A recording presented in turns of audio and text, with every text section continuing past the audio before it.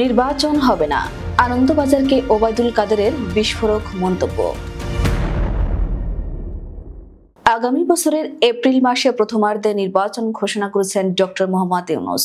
সেই নির্বাচন নিয়ে দেশের রাজনৈতিক অঙ্গনে যখন উত্তেজনা তুঙ্গে, ঠিক তখনই কার্যত নিষিদ্ধ আওয়ামী লীগের সাধারণ সম্পাদক ও ফ্যাসিস্ট সরকারের সাবেক মন্ত্রী ওবায়দুল কাদের ভারতীয় সংবাদ মাধ্যম আনন্দবাজারকে দেওয়া এক সাক্ষাৎকারে একাধিক বিস্ফোরক মন্তব্য করেছেন। তার ভাষায়, এ নির্বাচন ঘোষণার মধ্যেই নির্বাচন না করার ইঙ্গিত লুকিয়ে আছে। এই বক্তব্য ঘিরে রাজনৈতিক বিশ্লেষকরা মনে করছেন, সরকারের তরফ থেকে সরাসরি না বললেও নির্বাচন স্থগিত বা প্রশ্নবিদ্ধ হওয়ার ইঙ্গিত দিতে চেয়েছেন ওবায়দুল কাদের। সাক্ষাৎকারে কাদের বলেন, আওয়ামী লীগ ছাড়া দেশে কোনো গ্রহণযোগ্য নির্বাচন হতে পারে না। ওবায়দুল কাদেরের দাবি, দেশের ৪৫%-এর বেশি মানুষ আওয়ামী লীগের সমর্থক। এই জনগোষ্ঠীকে বাদ দিয়ে কোনো নির্বাচন আন্তর্জাতিকভাবে গ্রহণযোগ্যতা পাবে না। তিনি আরো দাবি করেন, জনগণের রায় নিয়েই বারবার আওয়ামী লীগ সরকার গঠন করেছে। বিএনপির নেতৃত্বাধীন ঐক্য জোট আন্দোলনের নামে সহিংসতা ছাড়া কিছুই দিতে পারেনি।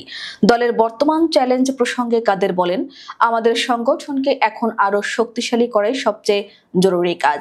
আজ আমাদের অস্তিত্ব, আদর্শ ও রাজনৈতিক ভিত্তি হুমকির মুখে। ধারণা করা হচ্ছে যে কার্যত নিষিদ্ধ আওয়ামী লীগ মাঠে থেকে সংগঠিত করার মাধ্যমে ভবিষ্যতের প্রস্তুতি নিচ্ছে।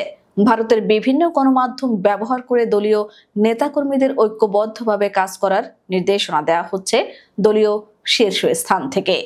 আনন্দবাজারকে দেয়া ওই সাক্ষাৎকারে কাদের সরাসরি নোবেল বিজয়ী ডক্টর মোহাম্মদ ইউনূসের প্রতি আঙুল তুলেন। তিনি বলেন, ডক্টর ইউনূসের ক্ষমতার উৎস হচ্ছে মৌলবাদী ও উগ্র সাম্প্রদায়িক গোষ্ঠী। জামাত মৌলবাদীদের সঙ্গে তার সময়সূচি মিলে গেছে। এটা কাকতালীয় হতে পারে না। তবে কাদেরের এই বক্তব্য নিয়ে ইতোমধ্যে রাজনৈতিক মহলে মিশ্র প্রতিক্রিয়া তৈরি হয়েছে।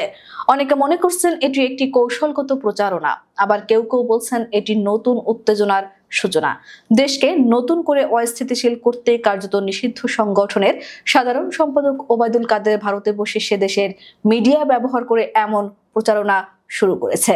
ওই সাক্ষাৎকারের শেষ দিকে ফ্যাসিস্ট শেখ হাসিনার বিষয়ে ওবায়দুল কাদের বলেন, শেখ হাসিনা নিয়মিত নেতাকর্মীদের সঙ্গে যোগাযোগ রাখছেন, অনুপ্রাণিত করছেন। তিনি দেশে ফিরবেন এবং ষড়যন্ত্রকারীদের শাস্তি হবে। তবে তার প্রত্যাবর্তনের সময় নির্ভর করছে দেশে রাজনৈতিক পরিস্থিতি, জনগণের মনোভাব ও আন্তর্জাতিক পরিবেশের উপর।